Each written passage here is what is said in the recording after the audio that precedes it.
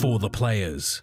So I woke up today and saw that, along with two other teasers for Black Ops 4. We don't get a ton of information about them, but from this first one here, there's one big takeaway, and here it is.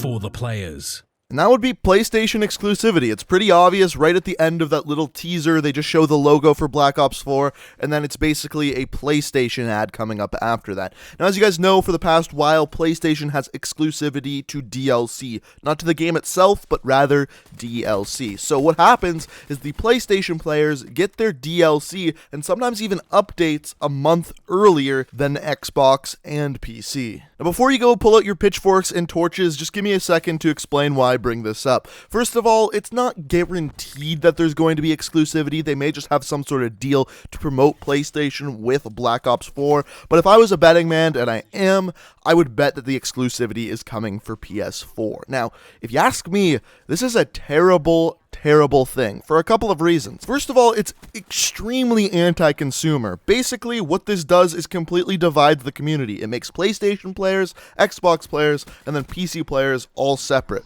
because PlayStation players are going to get content before the rest of the crowd. What this does is divide the community, make the game different on different consoles, and because of that, I truly believe less players end up playing the game, and especially less players end up buying the DLC.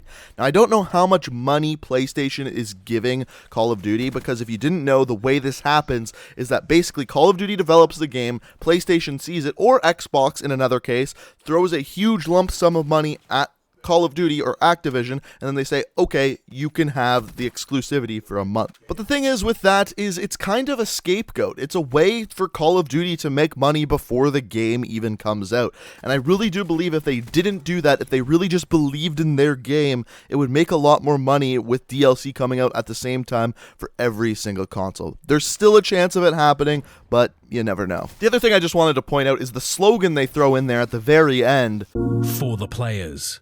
This isn't for the players at all. This is very clearly to benefit both PlayStation and Activision. Not for the players. Wrong slogan. Whatever, I'm gonna get over it. It's been this way for many Call of Duties. I'm really not surprised to see this. I just thought I'd give you all the information I have on it so far. Like I said, still possible that there's no exclusivity. This is just an ad.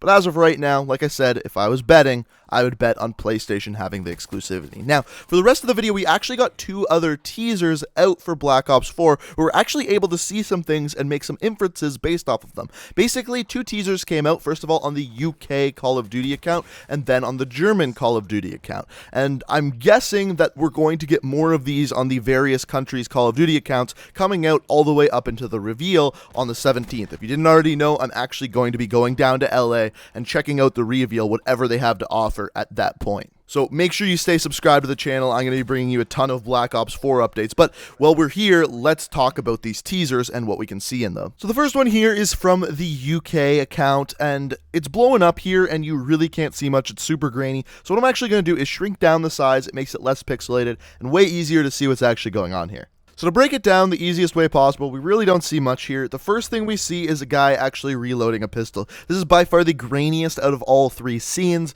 You really can't get a good look at it, but it's definitely a guy reloading a pistol of some sort. What type of pistol? Really have no idea.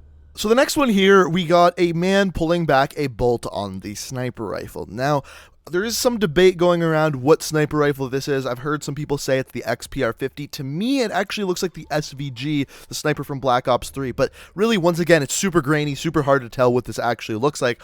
But you can tell 100% it's a man pulling back a bolt on a sniper rifle. It looks like a bullet actually pops out, and then some debris goes in front of the person pulling back the bolt. And finally, the last scene from this teaser is very clearly a man lighting a Molotov cocktail. Out of the three scenes in this one, by far, this is the most obvious.